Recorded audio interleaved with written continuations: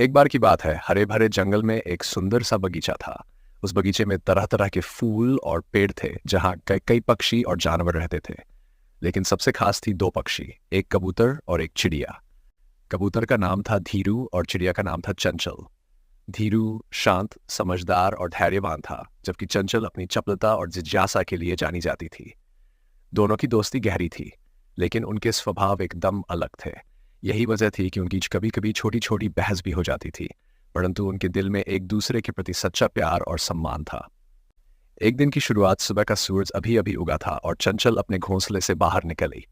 वह तेजी से उड़ते हुए पेड़ों के ऊपर चक्कर लगाने लगी। अरे धीरू, आज तो मौसम कितना सुहाना है। चलो कुछ मजेदार करें। चंचल ने चहकते हुए कहा। धीरू, जो हमेशा धैर्य से काम लेता था, धीरे धीरे अपनी पंखों को फैलाकर बोला।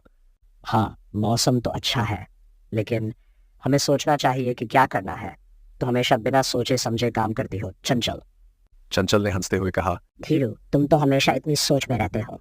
जिंदगी को खुलकर जीना चाहिए। चलो उड़ान भरते हैं और जंगल के दूसरे कोने तक पहुंचते हैं।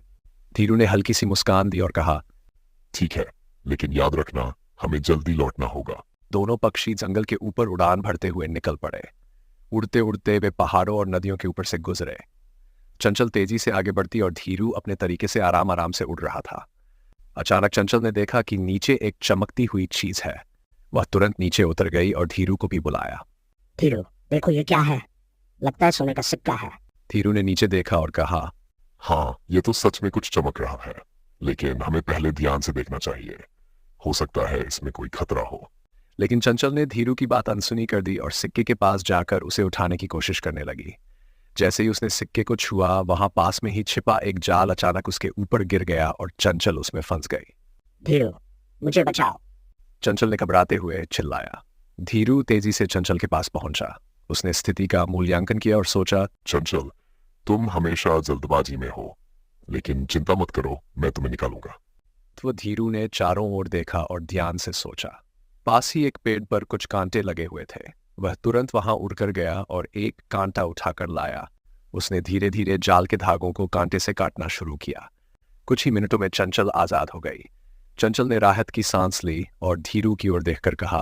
धीरू, मैं हमेशा तुम्हारी बातों को हल्के में लेती थी, लेकिन आज तुम्हारी समझदारी ने मेरी जान बचाई। मुझे अब समझ में आया कि कभी कभी सोच समझकर काम करना कितना जरूरी होता है। दोस्ती का मतलब यही है चंचल। हम एक दूसरे की कमजोरियों को समझते हैं और मुश्किल समय में एक दूसरे की मदद करते हैं। दोनों पक्षी फिर से जंगल के ऊपर उड़ान भरने लगे। इस बार चंचल धीमी और धीरज के साथ उड़ रही थी और धीरू भी उसके साथ कदम से कदम मिलाकर चल रहा था।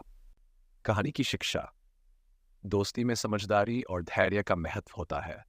कभी कभी जल्दबाजी में किए गए काम हमें मुश्किलों में डाल सकते हैं, लेकिन अगर हमारे साथ एक समझदार दोस्त हो तो हम हर मुश्किल से बाहर निकल सकते हैं।